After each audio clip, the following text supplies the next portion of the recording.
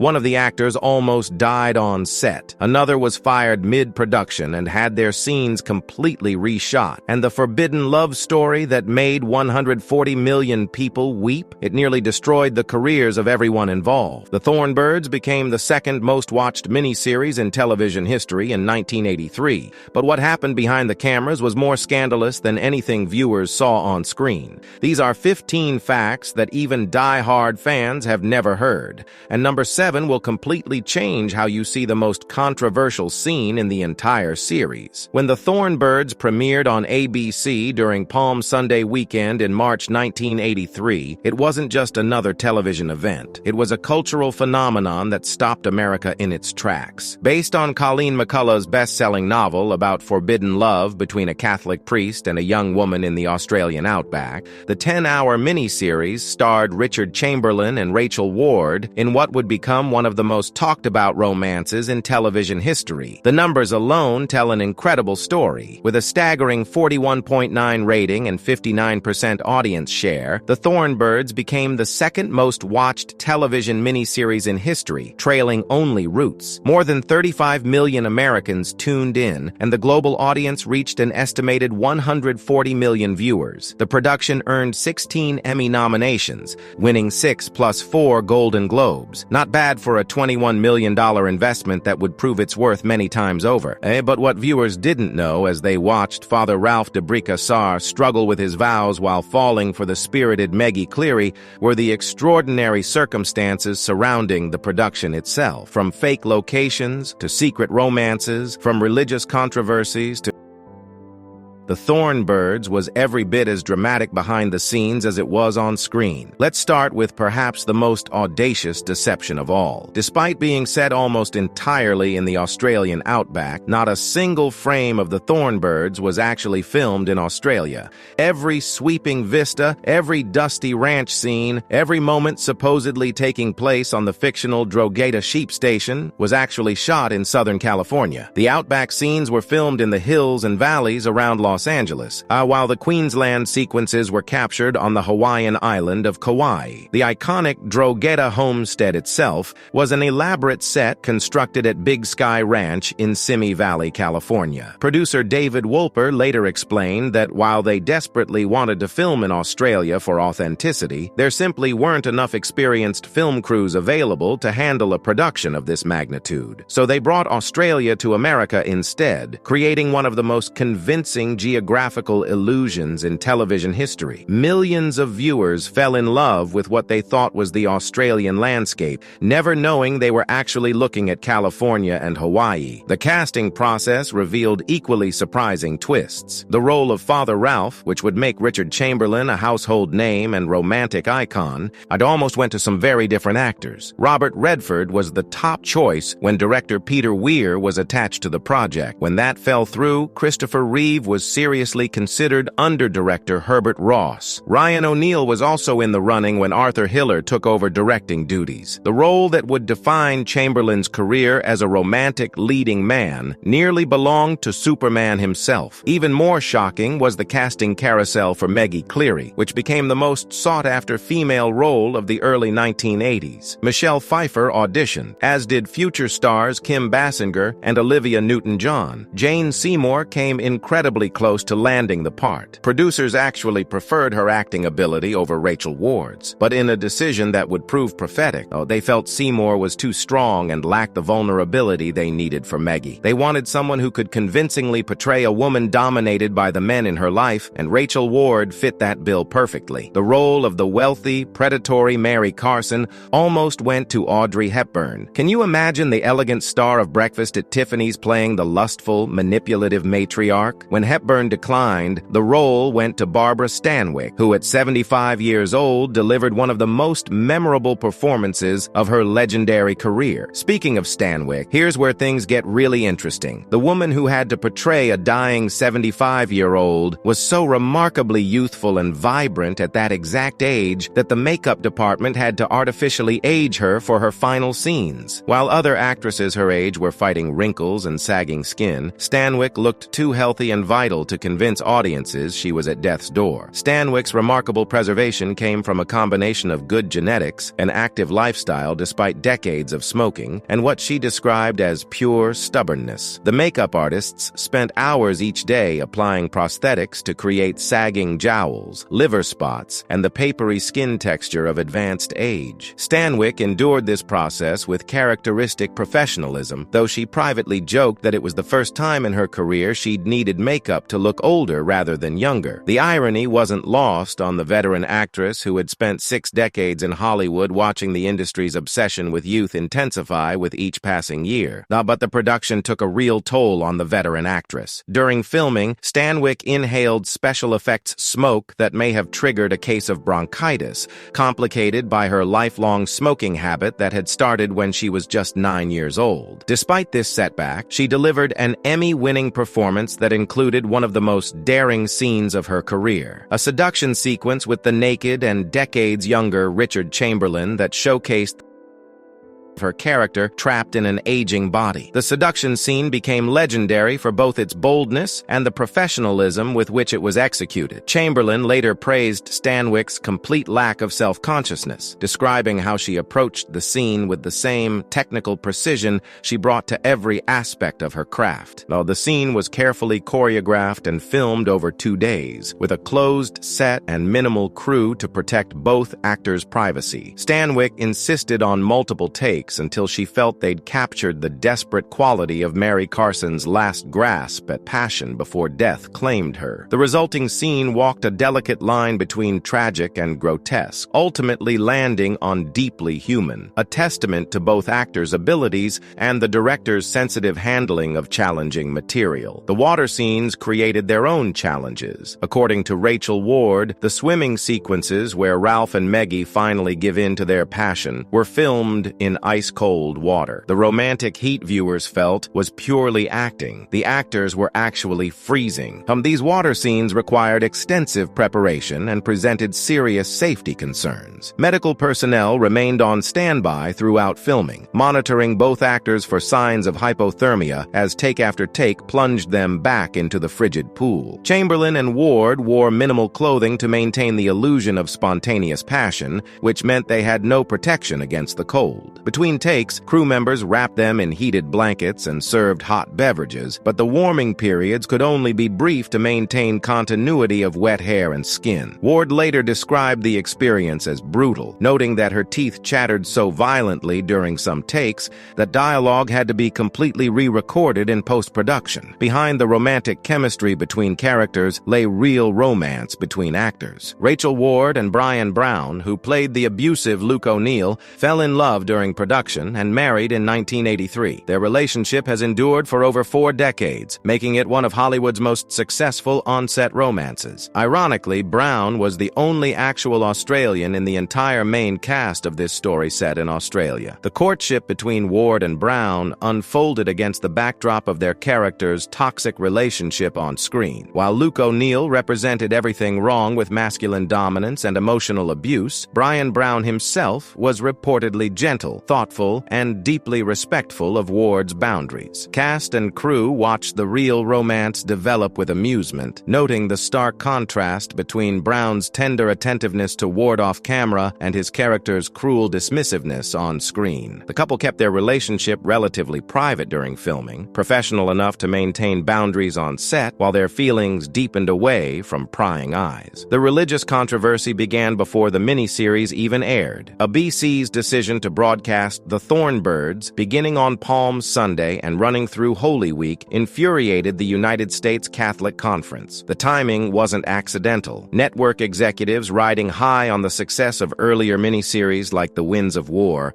moved The Thorn Birds from its planned May sweep slot to capitalize on the spring ratings period, regardless of the religious calendar. Church leaders viewed the Holy Week scheduling as a deliberate provocation, a cynical attempt to exploit sacred timing for commercial gain. campaign. Several bishops issued pastoral letters encouraging their congregations to boycott the broadcasts, arguing that the story's romanticization of a priest breaking his vows constituted an attack on the sanctity of religious vocations. Catholic newspapers ran editorials condemning both the novel and its adaptation, with some going so far as to suggest that McCullough and the producers were engaged in anti-Catholic propaganda. These protests generated exactly the kind of publicity that networks dream about, ensuring that even casual viewers curious about the controversy tuned in to see what the fuss was about. McDonald's Corporation initially advised its franchisees not to advertise during the broadcasts, though they eventually compromised by suggesting ads only run before Father Ralph and Meggie's relationship became physical. But other advertisers weren't as accommodating, but the controversy only seemed to increase viewer interest. The advertising exodus created unexpected opportunities for smaller companies willing to weather potential backlash. Local and regional businesses purchased airtime at discounted rates when national brands pulled their support, gaining exposure to the massive audience at a fraction of typical costs. Some of these companies reported significant sales increases following the broadcasts, discovering that association with controversial programming could actually benefit brands willing to appear daring or supportive of artistic freedom. And the advertising landscape shifted throughout the miniseries run as companies reassessed their positions based on mounting evidence that viewer outrage was far less pronounced than religious leaders had predicted. The most shocking revelation wouldn't come until 20 years later. Richard Chamberlain, who made millions of women swoon as the romantic Father Ralph and earlier as Dr. Kildare, was gay. The secret he kept throughout his career as a leading man was finally revealed in his 2003 memoir, Shattered Love, published when he was nearly 70 years old. For decades, Chamberlain had lived in fear that his homosexuality would destroy his career, forcing him to maintain elaborate facades and carefully managed public relationships. In interviews, Chamberlain described the terror of keeping this secret, especially during the Thorn Birds filming. "I had to be very careful and very circumspect," he said. "It scared me to death because I had been hidden for so long." The irony is palpable. The man playing television's most passionate priest was himself living a life of enforced celibacy and deception, just for very different reasons. Chamberlain's revelation sent shockwaves through Hollywood and prompted reflection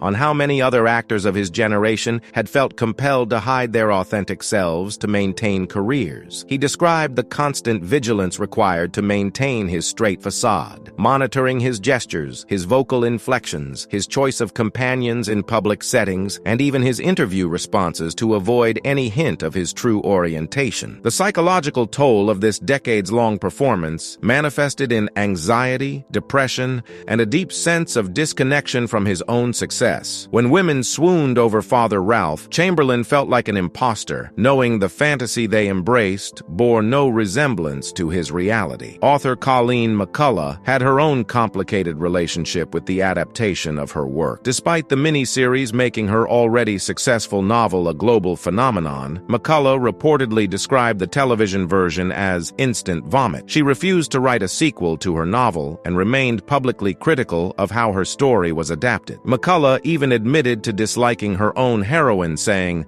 "Can you imagine writing a novel and hating your heroine?" Yet the success of the miniseries made McCullough incredibly wealthy and cemented her place in literary history. McCullough's disdain for the adaptation stemmed from what she perceived as Hollywood's sanitization of her darker themes and its emphasis on romance over the psychological complexity she'd embedded in her characters. The author had intended Father Ralph's relationship with Meggie to be deeply problematic, a case study in how religious institutions could warp healthy human desires into destructive obsessions. She felt the television version romanticized this dysfunction, transforming a cautionary tale into a sweeping love story that audiences rooted for rather than recognized as tragic and troubling. Her public criticism created tension with the producers and network, though everyone involved recognized that her protests only generated more interest and boosted ratings. The legendary Thorn Bird itself, the mythical creature that impales itself on a thorn to sing its most beautiful song before dying, may have been McCullough's own invention. While often described as an ancient Celtic legend, scholars have found no historical basis for this myth before McCullough's novel. She may have created not just a story, but an entire folklore that has now become part of popular culture. Literary researchers have traced similar themes through various cultural traditions. The idea that greatest art comes through suffering appears in countless myths and legends worldwide, but no specific precedent for the thorn bird exists in documented folklore. McCullough likely synthesized elements from multiple sources and combined with her own imagination to create a metaphor so powerful and evocative that it felt ancient, even when newly invented. This creative achievement represents perhaps her greatest contribution to literature. Not just telling a compelling story, but creating mythology that resonated so deeply it became absorbed into cultural consciousness as if it had always existed. The production required authentic details that led to unusual consulting arrangements. Charles Swaim of Drakesville, Iowa, who was the world champion sheep shearer at the time, served as consultant for the sheep shearing scenes. Meanwhile, Father Terence Sweeney, an Emmy award-winning Jesuit priest, provided technical advice on Catholic Church procedures and ceremonies. Ironically, Sweeney himself would leave the priesthood in 1986 to marry actress Pamela Susan Shoop,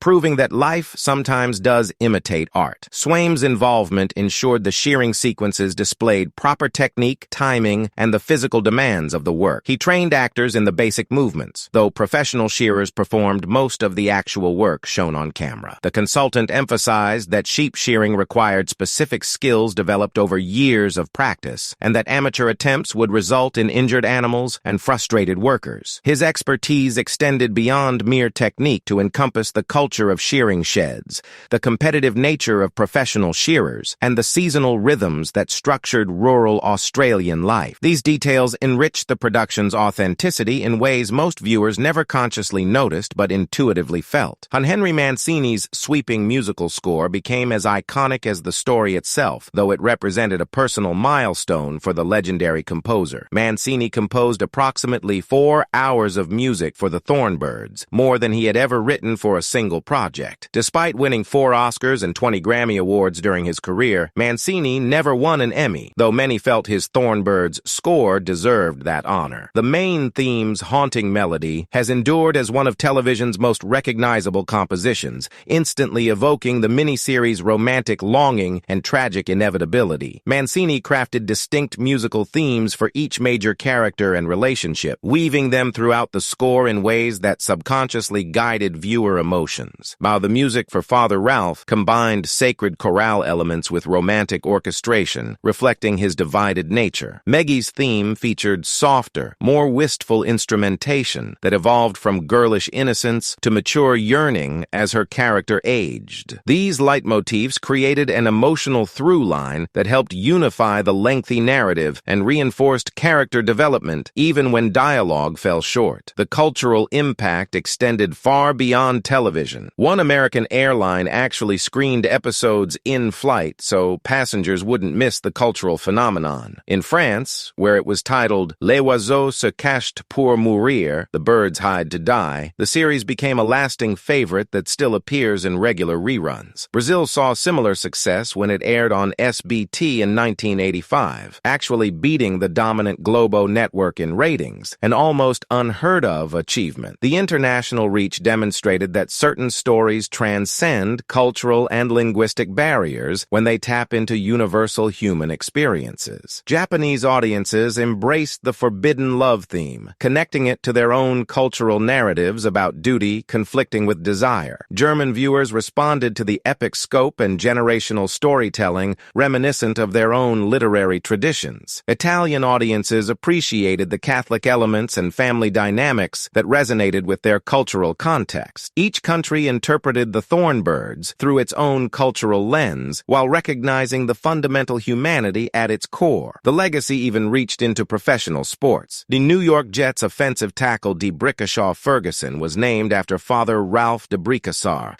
showing how deeply the character penetrated American culture. Ferguson's parents, both devoted fans of the miniseries, chose this unusual name specifically because they admired Father Ralph's internal struggle between worldly ambition and spiritual calling. They hoped their son would embody similar depth of character and willingness to make difficult choices guided by principle rather than convenience. The young Ferguson initially endured teasing about his distinctive alternative name, but eventually embraced it as part of his identity. His successful NFL career, spanning a decade, demonstrated that sometimes unconventional choices inspired by art can shape lives in unexpected positive ways. A sequel, The Thorn Birds, The Missing Years, aired on CBS in 1996, but it failed to capture the magic of the original. Richard Chamberlain initially turned down the script, saying it didn't treat Father Ralph well enough, before eventually agreeing to return after script revisions. The sequel focused on Ralph's earlier years and his rise through church hierarchy, but without the central romance that had made the original so compelling. The sequel's failure highlighted how lightning rarely strikes twice in television. Everything that had worked organically in the original felt forced and contrived in the follow-up. The chemistry that had made the first miniseries unforgettable couldn't be recaptured more than a decade later, with older actors revisiting younger versions of their characters through flashbacks and time jumps. And viewers who tuned in hoping to recapture the emotional intensity of the original found themselves watching a pale imitation that only emphasized what made the first version special. Critical reviews were harsh, ratings disappointed, and the sequel quickly faded from cultural memory, never achieving the home video sales or international distribution that might have justified its existence. Looking back from our current perspective, some aspects of The Thorn Birds have become more troubling. Modern viewers have noted the disturbing elements of Ralph's relationship with Meggie, pointing out that she was only 10 years old when they first met, and he was 28. What 1983 audiences saw as romantic, some contemporary viewers interpret as a troubling portrayal of grooming, though this certainly wasn't the intention at the time. The pronunciation issues were less serious, but equally revealing of the production's American perspective. The name Drogheda, taken from the Irish town, was consistently mispronounced throughout the series. The cast said Drogheda when the correct Irish pronunciation is Drogheda. It's a small detail, but one that highlighted how this was fundamentally an American interpretation of an Australian story inspired by Irish heritage. The story reached its final chapter in March 2025 when Richard Chamberlain died at age 90 in Waimanalo, Hawaii, following complications from a stroke. His longtime partner, Martin Rabbit, released a statement saying,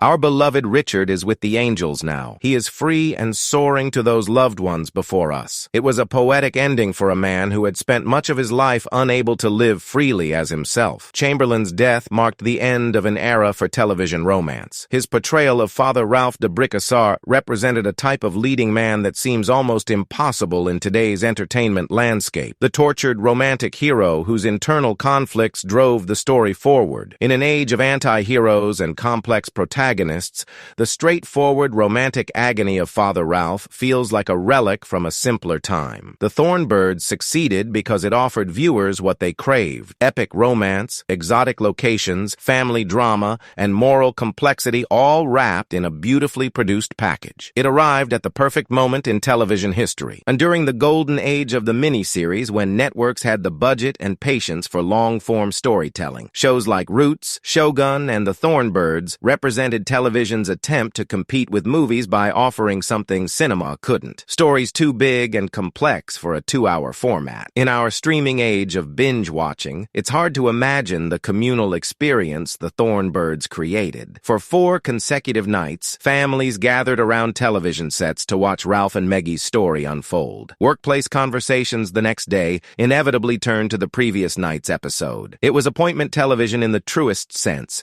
creating shared cultural moments that seem increasingly rare today. The 15 shocking facts we've explored reveal how the Thorn Birds succeeded despite, or perhaps because of, and the deceptions, complications, and controversies surrounding its production. The fake Australian locations, the casting near misses, the hidden sexualities, the religious protests, and the personal dramas all contributed to creating something that transcended its origins to become genuinely timeless. Perhaps that's the most shocking fact of all, that a miniseries built on so many illusions and compromises could create something so emotionally real for millions of viewers. The thorn bird of McCullough's imagination sang its beautiful song through the voices of actors pretending to be people they weren't, in locations that weren't what they seemed, telling a story that sparked outrage and adoration in equal measure. Like the mythical bird itself, the Thorn Birds achieved its greatest beauty through pain, controversy, and ultimately sacrifice, the pain of hidden identities, the controversy of religious themes, and the sacrifice of truth for storytelling magic all combine to create something that still resonates over 4 decades later. That may be the most shocking fact of all, that in an industry built on illusion, sometimes the most powerful truths emerge from the deepest deceptions.